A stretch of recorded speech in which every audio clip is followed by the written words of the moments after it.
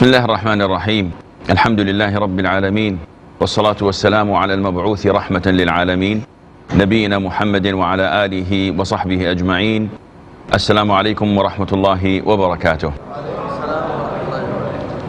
We continue studying the book of Umdatul Ahkaam, and we are still in the chapter that deals with Tahara. And as a reminder, Tahara means purification, purity, and it has two meanings. One, physical, which is you have to clean and remove that from your body, from your clothes, and from the place you're praying in. And one is moral, something we cannot touch or see. And this is major, such as being in the state of janaba, sexual impurity. This can only be lifted by ghusl, and this can be minor, such as when you pass wind or answer the call of nature, and this can be uplifted by performing wudu. And wudu is our topic for today. The 8th hadith is one of the great hadith with us. So who would volunteer to read this hadith, please? Hakeem would do.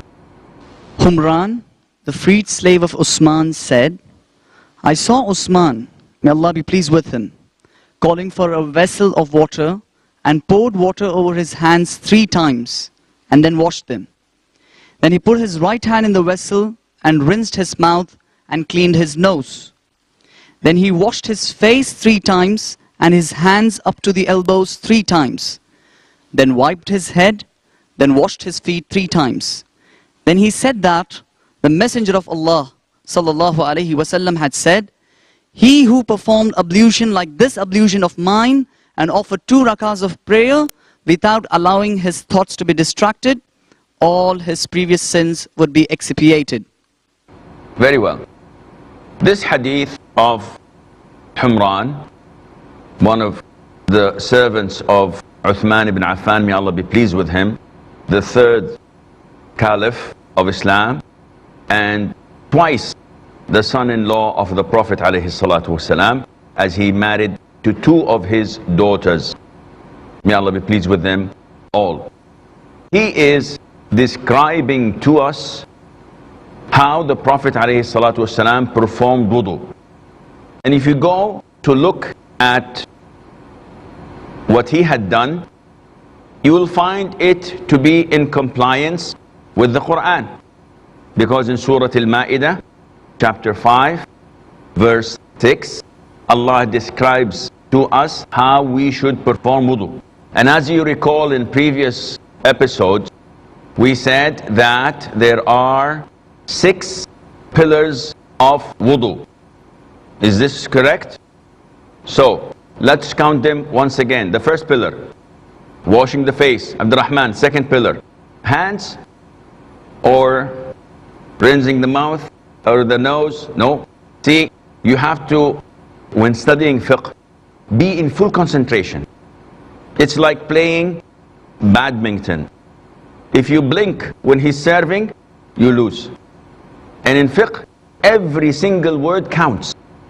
And that is why you study the fundamentals of fiqh, usul al-fiqh, which is a very serious science that teaches you the meaning and how to use each word. And that is why they have general meaning and they have specific meaning. And they have what is known as mutlaq and muqayyad. And all these terminologies refer to the usage of the word and what it means. We go back again, concentrate. We have 6 pillars of wudu. Without any of them, your wudu is invalid. That is why when we say pillar, also this is studied in fundamentals of fiqh. When you verify something to be a pillar, without it the whole building collapses. So pillars of prayer, ruku'. If I forget to make ruku', if I do not bow once in a 4 rak'ah prayer, so I did only 3, but one of them I forgot, I immediately went into prostration. Is my prayer valid? My prayer is invalid unless I make up for that during the prayer. Why? Because a pillar has gone. So we go back again. 4 of the pillars are mentioned in the Quran. Washing the face, which includes rinsing the mouth and inhaling and blowing your nose. Washing your arms till the elbows. So saying that washing the hands is not sufficient, because this is a hand, and in Arabic this also can mean to be the hand, which is the full arm. So you have to be specific. And that is why when Allah tells us in the Quran that the punishment of a person who steals is to chop his hand, to chop his hand, to chop his hand, to chop his hand, you have to know, because the word in Arabic may carry all of these meanings. So it is essential that you know what you meant by this. And for an example, you know the word ayn in Arabic. What does it mean? Eye. Ayn means eye. However, it has other meanings. For example, the letter ayn, which begins with a. My name is Asim. So the first letter in my name is ayn. It means the organ itself, the eye. It means a spring of water. Aynun jariyah. Fiha aynun jariyah. In the Quran, Surah Al-Ghashiyah. It also means a spy. I sent a ayn. I sent an eye to go and find out what's happening. And it also means the entity of things. Aynu shay. The entity of this thing and not this thing. So the word itself has a number of meanings. So you have to be in fiqh very practical and very specific. When you say washing the hands, I did that in the beginning. No, it's washing the arms up to the elbows. And in the Quran it refers to aidi. Aydiyakum ila al-marafiq. And the third pillar, wiping our heads and then washing our feet to the ankles. Up to the ankles. Number 5,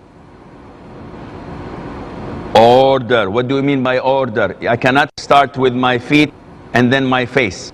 I have to go face, arms to the elbows, head, and then feet to the ankles. And number 6 is the continuity or the sequence, in the sense that I don't leave a big gap. Leaving a gap means that I'm not being in sequence, and then I have to do it all over again. So these are the pillars. If you look at the hadith, you'll find the pillars. But you'll find also an added value, which is the sunnah. What do we mean by sunnah? Things if you do, you're rewarded. If you don't do, you are not sinful. You're not sinful. So let's go on to look at the hadith of Uthman. First of all, the first thing he did was to pour water and washing his hands 3 times. Why? We said that before, that this is so that you are able to enter your hands into the vessel.